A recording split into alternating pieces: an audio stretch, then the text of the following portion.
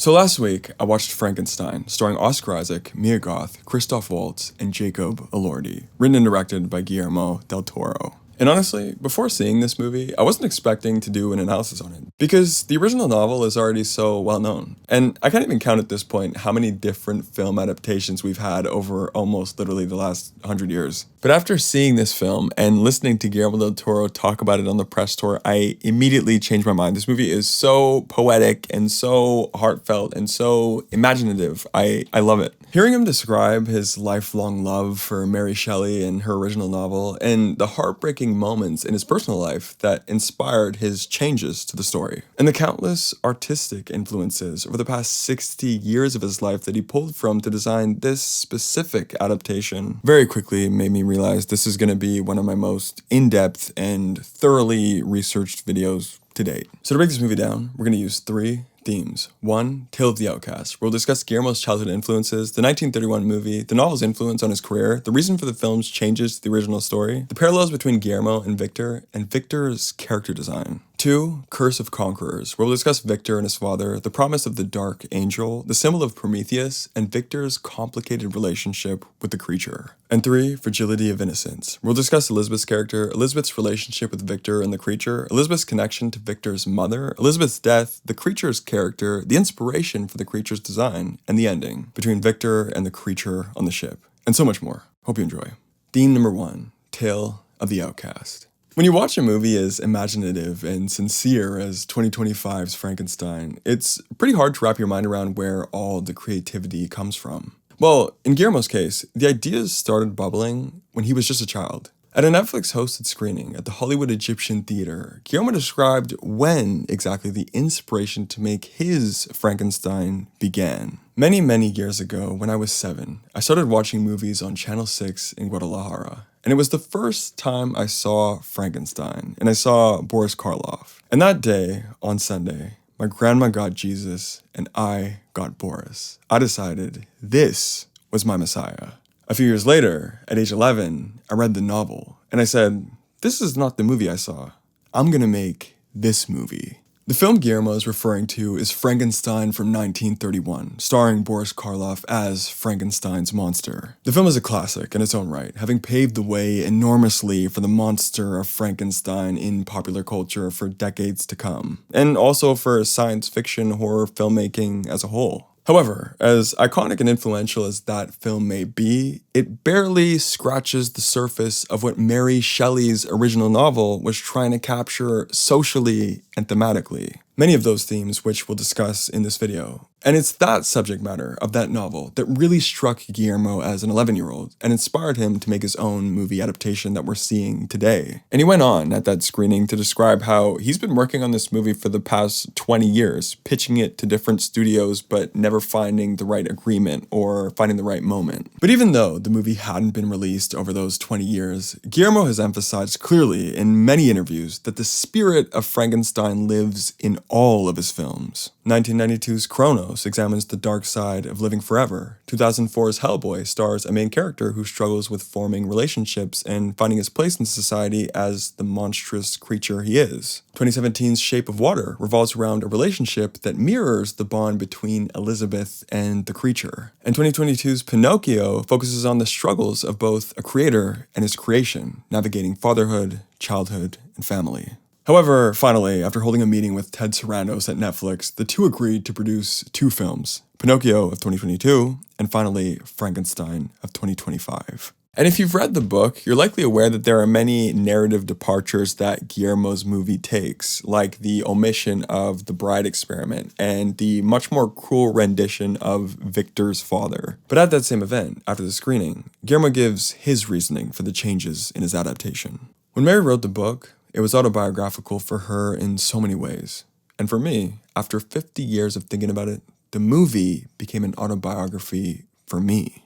And when you do a little digging on the childhood and the career of Guillermo, you'll notice that there are a lot of parallels between Guillermo del Toro's life and the life of Victor Frankenstein in the film. And I want to go through a few of these similarities because I feel like they heavily shape what this specific movie is trying to say artistically and thematically. So, Guillermo was born in Guadalajara, Mexico in 1964, and all throughout his childhood, he felt greatly misunderstood by his family and community. His father was very traditional and strict, and spent a lot of time away from the house, and ultimately kind of looked down upon Guillermo's fascination with fantasy and horror, expressed in his drawings and the books and movies he collected. His father also surprisingly won a $6 million lottery in 1969, which changed their family's life dramatically, of course, but it didn't change Guillermo's feeling of shame for his artistic interests. And to make things even more humiliating, his grandmother and the Catholic Church deemed his interests deeply unholy and tried to perform corrective therapy and exorcisms on him. But such methods of fixing a passionate boy only made Guillermo further question and challenge Catholicism, God, and religion throughout his entire life. It also opened the door for him to embrace some of the darker, more taboo elements of life, like death, fear, pain, and loss, which we see so much of in all of his movies. And it was only his mother who he found to be the most accepting and supportive of his creativity and passion for art. And I'm sure already you can draw plenty of similarities between Victor and Guillermo as we're introduced to Victor as a child in the beginning of the movie. The enormous house he lives in as a baron's son reflects the castle-like home Guillermo's dad could afford when he won the lottery. Victor's father, Leopold, reflects Guillermo's father in his long absences and terribly strict methods of shaming the artistic and forcing the scientific. And during Leopold's long absences, Victor gravitated to his mother who understood him so much better, just like Guillermo's mother did him. And even as we see Victor grow into adulthood, the institutions deemed his practices deeply unholy, telling him God wouldn't approve of such philosophy and pursuits, the same way Guillermo's church deemed his artistic interests un-Catholic. And to take it all a step further, Victor's story even parallels Guillermo's career as a Hollywood filmmaker over the past 30 plus years. Victor's obsessive dedication to his pursuits reflects Guillermo's tireless dedication to his craft as a writer and director. The towering castle laboratory symbolizes the extravagant film sets and studios he worked on in Hollywood, with patron Harlander specifically representing the movie producers who could afford such resources while setting their sometimes overbearing standards and demands on him as an artist. And Guillermo made sure to stress in that Egyptian theater Q&A, Victor was an artist, not a scientist, to best reflect who he was at heart. Going as far as telling Oscar Isaac and his costume designers to find inspiration through rock stars to reflect Guillermo's ambitious, untamed nature, unrestricted by strict religious attachment or tradition, specifically pulling from rock and roll artists like Prince and David Bowie. Also adding in the explosive, chaotic work style of iconic painters like Pablo Picasso, as well as the same speech pattern, tone, and wit as actor Oliver Reed in the 1970s. But it's important for me to emphasize that this movie isn't simply a biography of an outcast turned famous filmmaker. It's more importantly an exploration of corrupted innocence, immortality, fulfillment, and fatherhood. So let's go a few steps deeper into Guillermo's artistic mind as we analyze Victor's relationship with the creature in theme number 2, Curse of Conquerors. When we're first introduced to Victor Frankenstein in the prelude of the film, he says to the ship captain, "My name is Victor. Do you know what that means?" And the captain answers, "Conqueror, the one who wins it all." And Victor says, "Yes, it all started with him, my father." The name Victor, with that meaning of conqueror attached to it, is so thematically fitting for this character because that's everything he lives for. His entire journey is to conquer every obstacle, every scientific mystery, every skeptic in the way of his goal. And that ultimate goal is to conquer death. And it's the feelings of dismissal, exclusion, and shame he's felt all his life that fuel him to achieve this colossal objective. And as those opening lines state, that chip on the shoulder mentality of being a conqueror all started with his father. We specifically see when that spark ignites within him, when his father says, no one can conquer death. And grieving for his mother's death, Victor says, I will. I will conquer it. Everything you know, I will know, and more. And in the next sequence, we see the dark angel make Victor a promise. He would have command over the forces of life and death, and he would surpass his father in vision and in reach. And of course, this angel holds this dual symbolism, having a heavenly angelic appearance, yet also existing in a world of flames painted in red and gold, which altogether symbolizes this curse disguised as a blessing bestowed upon Victor. Such a level of power will never lead to fulfillment, especially when it's fueled by the most malignant feelings of vengeance and entitlement. And Victor, of course, follows this path with obsessive dedication because it's the only thing he lives for. And really, this all reflects how Guillermo felt for so much of his career. There was an element of spite and ego from his past and present that he needed to satisfy and protect, all the shame he sequestered from his childhood. And a series of tragedies in his life led him to believe Jesus didn't care about him. I resented the Son. The Son doesn't care about my pain. I don't care about the Son. Victor wants to surpass his father, surpass his institutions, and ultimately surpass God. We must teach students to defy rather than obey. Show that man may pursue Mother Nature to her hiding places and stop death. Not slow it down, but stop it entirely. And such an ambition for a character introduces the classic lesson of Greek mythological figure Prometheus, which we've seen in countless films, more recently films like Robert Eggers' The Lighthouse and Christopher Nolan's Oppenheimer, where when someone's ambition crosses the boundary of wielding godlike power, it will only lead to their own self-destruction. The way Prometheus stole fire from the gods to spark new intelligence in humanity, but was soon punished when Zeus chained him to a rock for an eagle to eat his liver for eternity. It's also the alternate title to Mary Shelley's novel in 1818. Modern Prometheus. So essentially, as Mary and Guillermo emphasize, humanity isn't built to hold the power of God. Our limited minds and bodies will only suffer in the presence of such power. There's a humility needed in a human being to maintain their own peace, which Victor certainly does not have. As Helander says to Victor, "Can you contain your fire, Prometheus?" It poisons him. His spiteful ambitions and victim mentality taint his character. It makes him arrogant, selfish, and ungrateful. As Guillermo says, you're the protagonist and antagonist of your own story. Once you call yourself a victim, you lose control of the ship. And to solidify this Prometheus story, when Victor gets all the resources he needs, makes the appropriate discoveries, and finally creates a new life, he feels nothing. I never considered what would come after creation. And having reached the edge of the earth, there was no horizon left. When you live entirely for an accomplishment, and then you actually do finally accomplish it, there's no more reason necessarily to live. It happens with a lot of obsessives historically, where there's now this deep emptiness, and all that's really left is this regret and devastation for all the time and energy wasted on these now very unworthy feelings and desires of the past. And pertaining to the movie itself, this regret and devastation spoils the relationship between Victor and his new creation, the creature. As Guillermo says, you have a man who is basically everything that is accumulated. And the contrast is, you have a person who has been newly created. And very quickly, because of Victor's self-hatred, he develops both a deep feeling of jealousy and a deep feeling of disappointment for every unique quality and glaring shortcoming of the creature. And it's all really just a projection of his own self-hatred. Victor envies the purity, innocence, and kind-heartedness of the creature,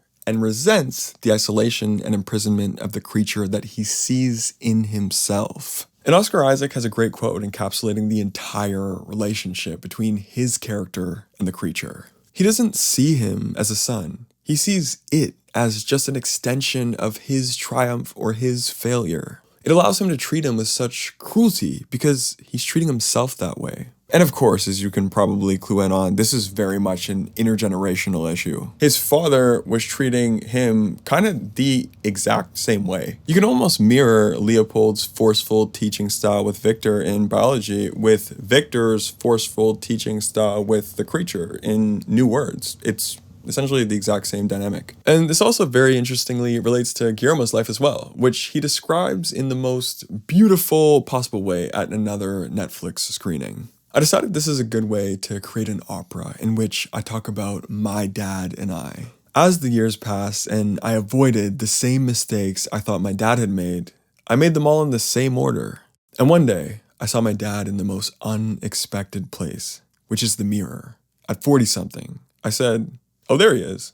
And I realized that I'd become my dad, and it was time for me to apologize to my kids. And such a touching quote, ending in an apology to his children, moves things perfectly into the climax and conclusion of the film in theme number 3, Fragility of Innocence.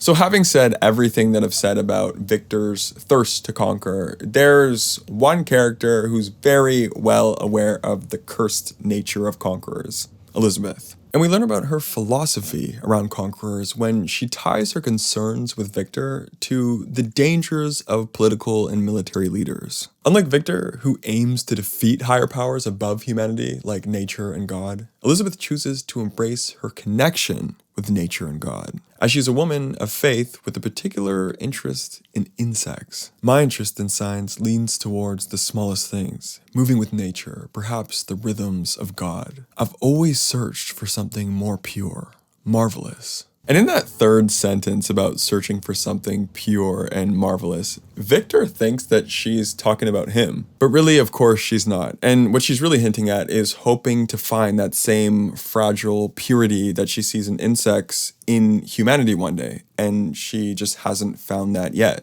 But of course, eventually she does in the creature. And Guillermo has a really nice way of expanding on this point in his interview with LA Times. I thought she was the only truly modern character in the film. She thinks like the way we think today with humanity, with the capacity to see others. And she has this feeling that she's also alien to what people think a woman should be. So when she sees the creature, there's an instant recognition of the essence of herself. And that butterfly in the jar is also a really telling metaphor for what she and the creature have in common. As she says, remote, entirely bewitching, but so odd.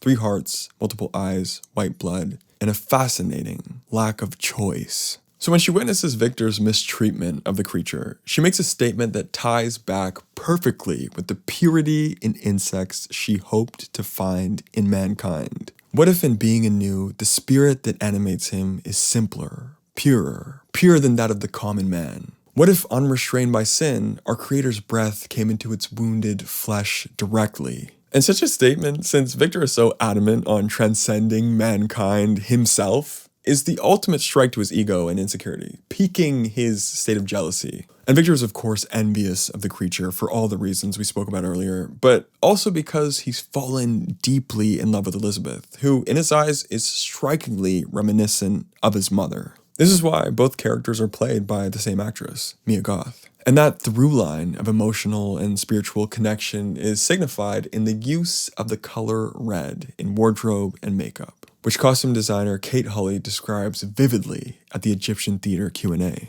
We first explore Victor's childhood. The red of the mother's veil then becomes the red bloodstain on young Victor's hand. That becomes the red glove that Victor wears. The coffin of the mother is echoed in the bonnet of Elizabeth in the apartment. Elizabeth's spine echoes the creature's spine on the table. And at the end, we have all the images of the red coming through lying with Elizabeth, and the stain of blood on her completes the story because Guillermo creates these big arcs and stories that are all in circular pattern and movement. And not only through the color palette and the wardrobe does Elizabeth get this very beautiful, poetic bookend to her story, but also very much through the dialogue. In the scene of her death, her final lines tie back to the pure insect-like humanity she's always been searching for, claiming she has finally found it in the last moments of her life, staring in the eyes of the creature.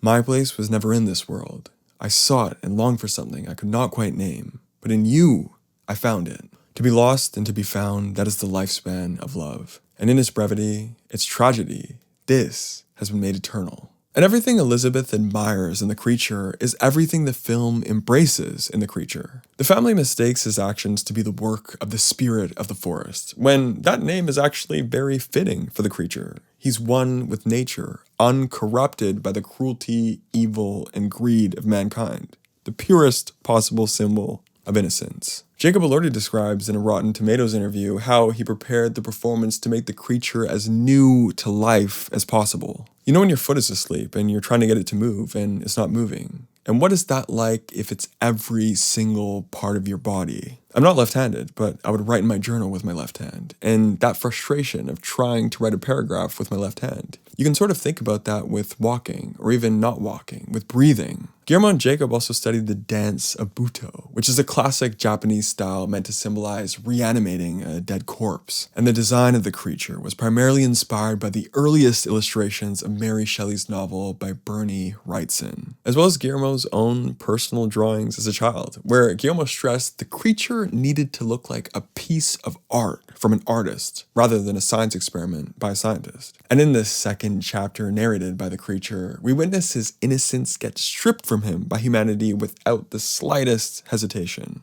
And as the creature learns to speak the English language and read classic stories and religious texts and learns more and more about mankind, he recognizes this shameless cycle of self-destruction, as we hear him express in his heartbreaking narration. The man did not hate the wolf, and the wolf did not hate the sheep, but the violence was inevitable.